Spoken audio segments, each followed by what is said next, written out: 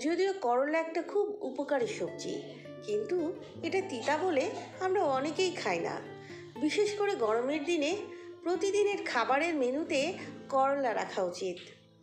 আসসালামু আলাইকুম আমার প্রিয় ভিউয়ার্স, আজকে আমি এই তিতা করলা তিতা ছাড়া রান্না করে দেখাবো।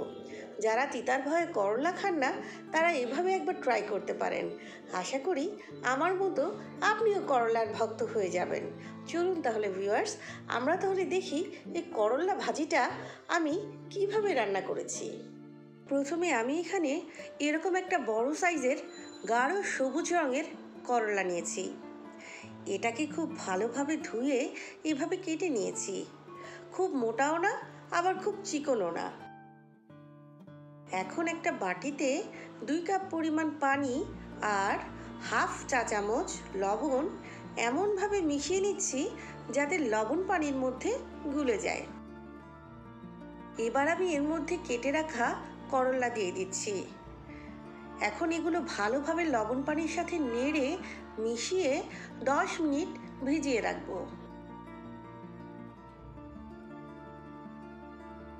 10 মিনিট পরে এটা পানি ছেঁকে নিচ্ছি। চলুন ভিউয়ার্স, আমরা এখন চুলায় চলে যাই। এখানে একটা ফ্রাই প্যানে 1 টেবিল চামচ পরিমাণ তেল গরম করে এর মধ্যে আমি করলার টুকরাগুলো দিয়ে দিচ্ছি। এখন এর মধ্যে অ্যাড করছি 1/4 কাপ পেঁয়াজ কুচি, মাঝখান থেকে চেরা 4টা কাঁচামরিচ আর অ্যাড করছি স্বাদ মতো লবণ। এবার আমি দিয়ে দিচ্ছি 1/4 চা চামচ হলুদ গুঁড়া। এখন সব উপকরণগুলোকে আমি করলার সাথে নেড়ে মিশিয়ে নিচ্ছি। চুলার আঁচ আমি এই সময়ে মিডিয়াম রেখেছি। ভিউয়ার্স, করলা ভাজিতে কিন্তু এর থেকে বেশি কিছু দেবার দরকার হয় না। এখন আমি এটাকে 3 মিনিট মতো রান্না করব। 3 থেকে 4 মিনিট পরে আমি এটাকে নেড়ে দিচ্ছি। আমি করলার পানি ছেঁকে নিয়েছিলাম, তাই এর থেকে কিন্তু কোনো পানি বের হয় নাই। এখন চুলার আঁচ লো করে দিয়ে রান্না করব। ভিউয়ার্স, করলা ভাজি করার সময় খুব ঘন ঘন নাড়া যাবে না। বেশি নাড়াচাড়া করলে করলা তিতা হয়ে যাবে। আবার আমরা যদি করলা ভাজি করার সময় এর মধ্যে পানি অ্যাড করি তাহলেও কিন্তু করলা তেতা হয়ে যাবে। প্রায় 10 মিনিট লো আঁচে রান্না করার পরে আমার করলার কালার হালকা ব্রাউন হয়েছে। এখন আমি হালকা করে নেড়ে দিচ্ছি আর ফ্রাই প্যানের মধ্যে বিছিয়ে দিচ্ছি। ভিউয়ার্স, আমার ভিডিওটি যদি ভালো লেগে থাকে তাহলে একটা লাইক দিয়ে দিবেন প্লিজ। ফ্রেন্ডস অ্যান্ড ফ্যামিলির সাথে শেয়ারও করতে পারেন। আমার বন্ধুদের অনেক ধন্যবাদ জানাই আমার পাশে থাকার জন্য।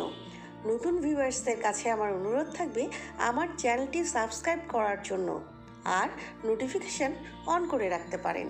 তাহলে আমার রেসিপির আপডেট সবার আগে আপনার কাছে পৌঁছে যাবে। আরও 8 থেকে 10 মিনিট লো আঁচে রান্না করার পরে আমার করলা ভাজি একদম রেডি। দেখুন ভিউয়ার্স, করলার কালার কিন্তু খুব বেশি নষ্ট হয় নাই, আবার এটা 100% সেদ্ধ হয়েছে। করলা কাঁচা থাকলে খাওয়ার সময় তিতা লাগবে। এখন আমি এটা সার্ভ করে নিচ্ছি। আমার রেসিপি ফলো করে রান্না করে দেখতে পারেন। আশা করি করলা খেতে তিতা লাগবে না। আর কেমন হলো সেটা অবশ্যই আমাকে কমেন্ট করে জানাবেন। আবারও সবাইকে অসংখ্য ধন্যবাদ জানিয়ে আর আমার নতুন কোনো ভিডিও দেখার আমন্ত্রণ জানিয়ে আজকের মতো মাহিস কিচেন থেকে আমি বিদায় নিচ্ছি। সবাই ভালো থাকবেন। আল্লাহ হাফেজ।